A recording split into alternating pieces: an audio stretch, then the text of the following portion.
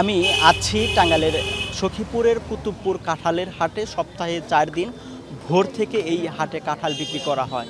সখীপুর ছাড়াও পার্শ্ববর্তী ঘাটাইল, মধুপুর, ময়মনসিংহের ফুলবাড়ী ও ভালুকা উপজেলার প্রান্তিক পর্যায়ের ফরিয়া ও পাইকাররা বিভিন্ন গ্রাম ঘুরে এই হাটে কাঁঠাল বিক্রি করতে নিয়েছেন। আজকে কয়েকজন ব্যবসায়ীর সাথে আমার কথা হয়েছে, তারা বলছেন যে কয়েকদিনের তুলনায় আজকে কাঁঠালের দাম অনেকটাই কম। এর কারণ হিসেবে তারা বলছেন যে প্রচণ্ড গরমের কারণে কাঁঠালের চাহিদা কমে গিয়েছে, আর চাহিদা কমার কারণেই দাম অনেকটাই কমে গিয়েছে।